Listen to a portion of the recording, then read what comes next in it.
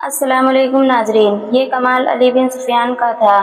اسے موبی نے بتایا تھا کہ وہ سرائے میں ٹھہرے ہوئے ہیں۔ وہ ان دونوں کو اپنے کمرے میں بٹھا کر باہر نکل گیا اور گھوڑے پر سوار ہو کر سرائے میں چلا گیا تھا۔ سرائے والوں سے اس نے ان کے حلیے بتا کر پوچھا تو اسے بتایا گیا تھا کہ وہ میاں بیوی ہیں اور ان کے ساتھ ان کا نوکر ہے۔ اسے یہ بھی بتایا گیا کہ انہوں نے بازار سے کچھ کپڑے بھی خریدے تھے جن میں لڑکی کا برقع نما چگا اور جوتے بھی تھے۔ انہوں نے علی بن سفیان سے کہا تھا کہ وہ میاں بیوی ہیں۔ اس نے اور کوئی تفتیش نہیں کی۔ ان کے کمرے کا تالا توڑ کر ان کے سامان کی تلاشی لی۔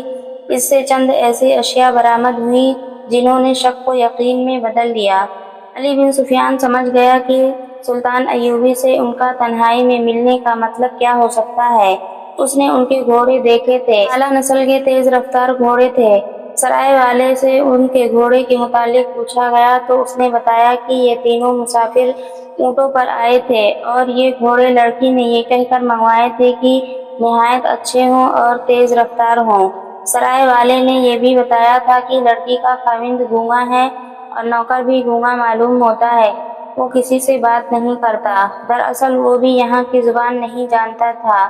علی بن سفیان نے واپس آ کر دیکھا کہ اجلاس ختم ہو گیا ہے تو وہ سلطان ایوبی کے پاس چلا گیا، اسے ان کے متعلق بتایا اور وہ کہانی بھی سنائی جو لڑکی نے اسے سنائی تھی۔ پھر سرائے سے جو معلومات اس نے حاصل کی تھیں اور ان کے سامان سے جو مشکوک چیزیں برآمد ہوئی تھیں وہ دکھائیں اور اپنی رائے یہ دی کہ آپ کو قتل کرنے آئے ہیں، آپ سے تنہائی میں ملنا چاہتے ہیں۔ انہوں نے یہ منصوبہ بنایا ہوگا کہ آپ کو قتل کر کے نکل جائیں گے۔ جتنی دیر میں کسی کو پتہ چلے گا اتنی دیر میں وہ تیز رفتار گھوڑوں پر سوار ہو کر شہر سے دور جا چکے ہوں گے، اور یہ بھی ہو سکتا ہے کہ یہ لوگ آپ کو اتنی خوبصورت لڑکی کے چکر میں ڈال کر خوابگاہ میں قتل کرنا چاہتے ہوں۔ سلطان ایوبی سوچ میں پڑ گیا، پھر کہا انہیں ابھی گرفتار نہ کرو، میرے پاس بھیج دو۔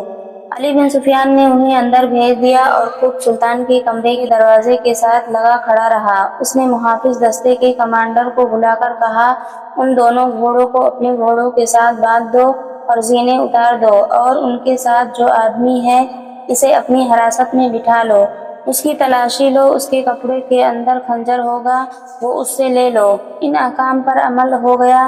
میگنانا ماریوس کا ساتھی گرفتار ہو گیا، اس سے ایک خنجر برآمد ہوا، گھوڑوں پر بھی قبضہ کر لیا گیا، اور جب انہیں سلطان ایوبی کے کمرے میں داخل کیا گیا تو باتوں باتوں میں سلطان نے ایک سکہ فرش پر پھینک کر یقین کر لیا کہ یہ شخص بہرا نہیں۔ سکے کی آواز پر اس نے فوراً پیچھے مڑ کر دیکھا تھا۔ سلطان صلاح الدین ایوبی نے لڑکی سے کہا اسے کہو کہ میری جان صلیبیوں کے خدا کے ہاتھ میں نہیں، میرے اپنے خدا کے ہاتھ میں ہے۔ موبی نے اپنی زبان میں میگنانا ماریوس سے بات کی تو اس نے چونک کر کچھ کہا۔ موبی نے سلطان ایوبی سے کہا یہ کہتا ہے کیا آپ کا خدا کوئی اور ہے اور کیا مسلمان بھی خدا کو مانتے ہیں؟ اسے کہو کہ مسلمان اس خدا کو مانتے ہیں جو سچا ہے اور سچے عقیدے والوں کو عزیز رکھتا ہے۔ سلطان ایوبی نے کہا مجھے کس نے بتایا ہے کہ تم دونوں مجھے قتل کرنے آئے ہو؟ میرے خدا نے۔ اگر تمہارا خدا سچا ہوتا تو تمہارا خنجر مجھے ہلاک کر چکا ہوتا۔ میرے خدا نے تمہارا خنجر میرے ہاتھ میں دے دیا ہے۔ اس نے ایک تلوار کہیں سے نکالی اور چند اور اشیاء انہیں دکھا کر کہا یہ تلوار اور یہ چیزیں تمہاری ہیں، یہ تمہارے ساتھ سمندر پار سے آئی ہیں، تم سے پہلے یہ مجھ تک پہنچ گئی ہیں۔ میگنانا ماریوس حیرت سے اٹھ کھڑا ہوا، اس کی آنکھیں ابل کر باہر آ گئیں۔ جتنی باتیں ہوئیں وہ موبی کی وساطت سے ہوئیں۔ میگنانا ماریوس نے بولنا شروع کر دیا اور وہ صرف اپنی زبان بولتا سمجھتا تھا۔ خدا کے متعلق یہ باتیں سن کر اس نے کہا یہ شخص سچے عقیدے کا معلوم ہوتا ہے، میں اس کی جان لینے آیا تھا لیکن اب میری جان اس کے ہاتھ میں ہے۔ اسے کہو کہ تمہارے سینے میں ایک خدا ہے، وہ مجھے دکھائے، میں اس خدا کو دیکھنا چاہتا ہوں جس نے اسے اشارہ دیا ہے کہ ہم اسے قتل کرنے آئے ہیں۔ سلطان ایوبی کے پاس اتنی لمبی چوڑی باتوں کا وقت نہیں تھا، اسے چاہیے تھا کہ ان دونوں کو جلاد کے حوالے کر دیتا، لیکن اس نے دیکھا کہ یہ شخص بھٹکا ہوا معلوم ہوتا ہے، اگر یہ پاگل نہیں تو یہ ذہنی طور پر گمراہ ضرور ہے۔ چنانچہ اس نے اس کے ساتھ دوستانہ انداز سے باتیں شروع کر دیں۔ اس دوران علی بن سفیان اندر آ گیا۔ وہ دیکھنا چاہتا تھا کہ سلطان خیریت سے تو ہے۔ سلطان ایوبی نے مسکرا کر کہا، سب ٹھیک ہے علی، میں نے ان سے خنجر لے لیا ہے۔ علی بن سفیان سکون کی آہ بھر کر باہر چلا گیا۔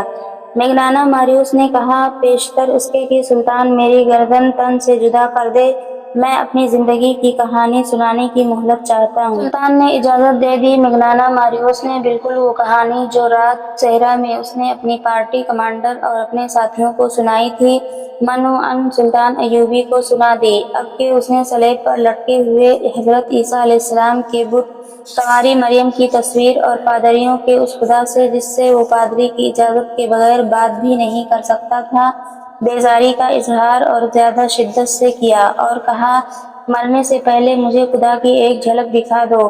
میرے خدا نے بچوں کو بھوکا مار دیا ہے، میری ماں کو اندھا کر دیا ہے، میری بہن کو شرابی وحشیوں کا قیدی بنا دیا ہے اور مجھے 30 سالوں کے لیے قید خانے میں بند کر دیا ہے۔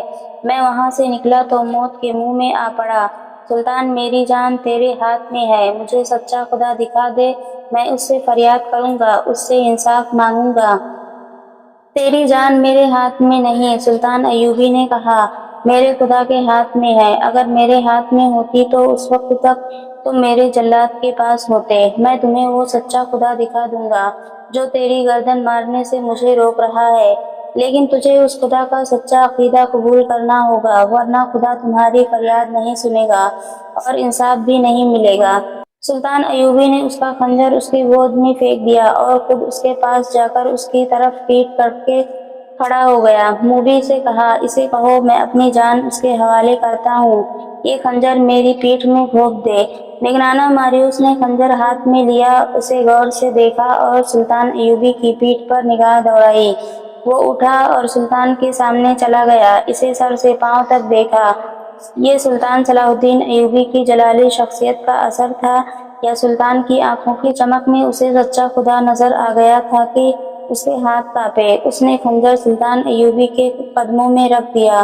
وہ دوزانوں بیٹھ گیا اور سلطان کا ہاتھ چوم کر زاروں قطار رونے لگا۔ موبی سے کہا، اسے کہو کہ یا تو یہ خود خدا ہے یا اس نے خدا کو اپنے سینے میں قید کر رکھا ہے، اسے کہو کہ مجھے اپنا خدا دکھا دو۔ سلطان ایوبی نے اسے اٹھایا اور سینے سے لگا کر اپنے ہاتھ سے اس کے آنسو پوچھے۔ وہ تو بھٹکا ہوا انسان تھا، اس کے دل میں مسلمانوں کے خلاف نفرت بھر دی گئی تھی اور اسلام کے خلاف زہر ڈالا گیا تھا۔ پھر حالات نے اسے اپنے مذہب سے بیزار کیا۔ یہ ایک قسم کا پاگل پن تھا اور ایک تشنگی تھی جو اسے ایسی خطرناک مہم پر لے آئی تھی۔ سلطان ایوبی اسے بے گناہ سمجھتا تھا، لیکن اسے آزاد بھی نہ کیا بلکہ اپنے پاس رکھ لیا۔ موبی باقاعدہ ٹریننگ لے کر آئی تھی اور مفرور جاسوسہ تھی۔ یہ وہ 7ویں لڑکی تھی جس نے صلیبیوں کا پیغام سوڈانیوں تک پہنچایا اور بغاوت کرائی تھی۔ وہ ملک کی دشمن تھی، اسے اسلامی قانون نہیں بخش سکتا تھا۔